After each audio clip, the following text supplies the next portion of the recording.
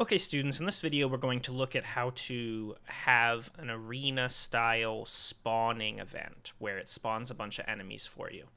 If you're going to instead plan out a level for the player to explore, all you need to do is make sure that all your enemies have this distance code that turns it on and off, much like our enemy chase and shoot did in a previous video, where it checks to see where the player is and checks to see if they're within a certain distance, right? That way your enemies will be off unless you're close enough to them.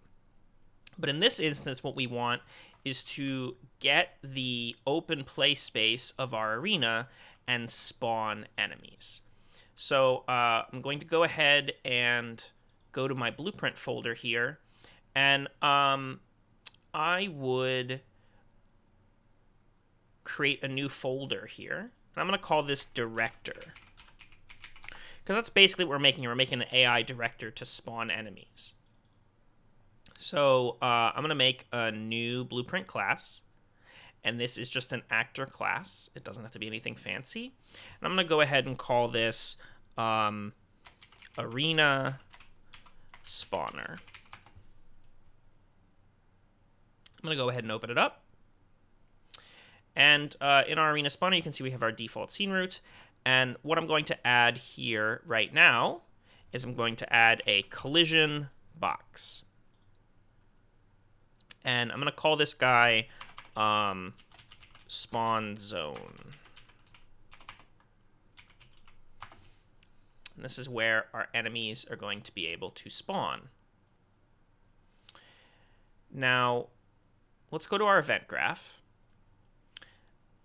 The code we need here is we need to spawn an enemy. You want spawn AI from class. And now it's important here, and I messed this up earlier with our boss enemy.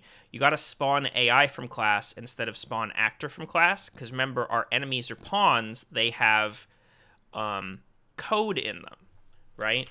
If I have spawn actor from class, technically pawns are actors, but this means they don't have their AI code working. They won't care about the nav mesh and stuff. So we want to be on spawn AI from class. And here I can choose one of our existing enemies. I'm going to choose move and shoot. Enemy chase and shoot right here, this pawn enemy, because he is our easiest to see work. So I have here our enemy chase and shoot chosen as our pawn class to spawn. And you can see here we have, you could give it a specific behavior tree. We didn't write behavior trees for these guys. Their AI is in their code. But it does need a location and a rotation. Now we could just pick a spot in the level to have it spawn. We could also make a scene component here and pull the location from that. We could make a number of scene components if I wanted to have 4 or 5 places where the enemies spawn and choose those locations. But I want it to be able to spawn anywhere in the zone. So to do that, we need to get the the extents of the zone. So here I'm going to drag in the spawn zone. And then I'm going to get the function we want to use is called random point in bounding box. So it's going to find a random point in bounding box. Now the origin is the middle of your box, which can be important if you move the box around or if you were to make it with a volume and sort of move the edges in different ways. But in this instance, I'm just going to use the center. So I'm going to get the world location of our box here. And then the box is a box, and so it has these variables and things within it. One of which here is the extent. So right now the extent of this box is 32 by 32 by 32. We can grab that by just saying get extent. Here is get box extent, which measures the shape of the box. Now, we could also have a different extent. We could make this up with these numbers here and just use the origin of a space because this is going to Basically, this function builds the space in the AI and then allows it to pick points within that space. So you could just write it out here, find the center of something and write it out, but it's much easier to create the zone yourself and then just connect the specifics. Okay, now this is going to return a vector location, and I could plug this in here. But one interesting thing is that this is in 3D, right? So that if I am in my level and I pull the arena spawner in here, and in this arena spawner I decide to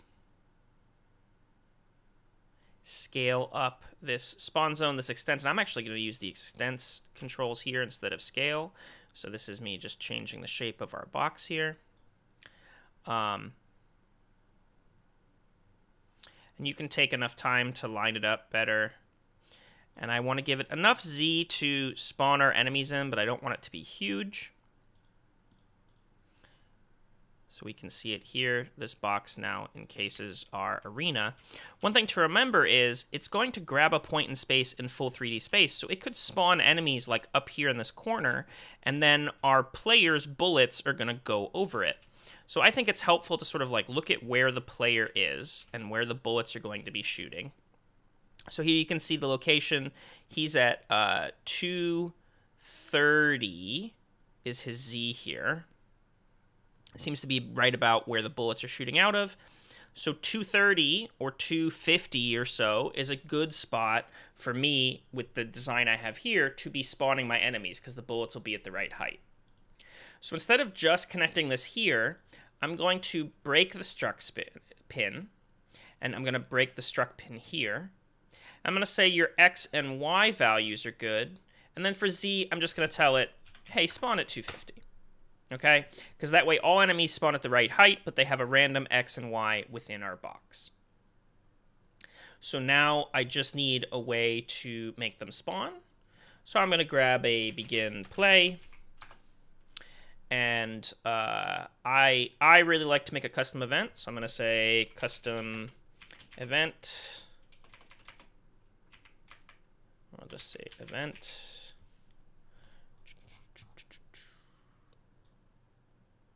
Oh, can't create it till I've created it. Right. So over here, we'll say custom event. Let's add a custom event. I'm going to call this spawn and connect it over here. And on begin play, I'm going to start a timer by event and say, let's say every second, looping, you are going to spawn. So every second it's going to make me a new enemy, and we'll just see how long I last. So let's compile and give it a whirl. So one spawned over there, we can see. There's one spawning there, and it should start to get pretty crazy and hard. Now, one thing you may notice is that I can't shoot anymore. And this is because we just put this trigger volume here. And this trigger volume, there's collision volume specifically, not trigger volume, that all the enemies are spawning in, has collision. And if you recall from our bullet code has a thing where if it hits anything, it deletes itself. And so effectively it's hitting this zone. So what we need to do is go into our arena spawner and go to the spawn zone and scroll down here to its collision preset and tell it that it has no collision.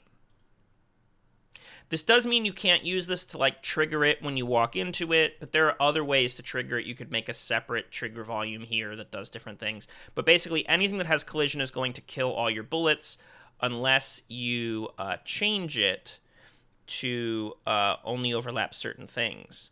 There's probably a way we could make a custom collision here that only cares about the player and not about bullets, but no collision will work for this code.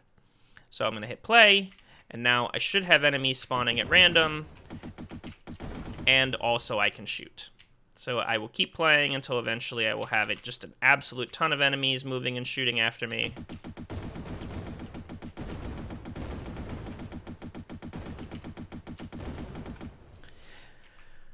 All right, in our next video, we're going to look at how to take this arena spawner code and make it so that we can have custom waves and custom situations of different types of enemies spawn.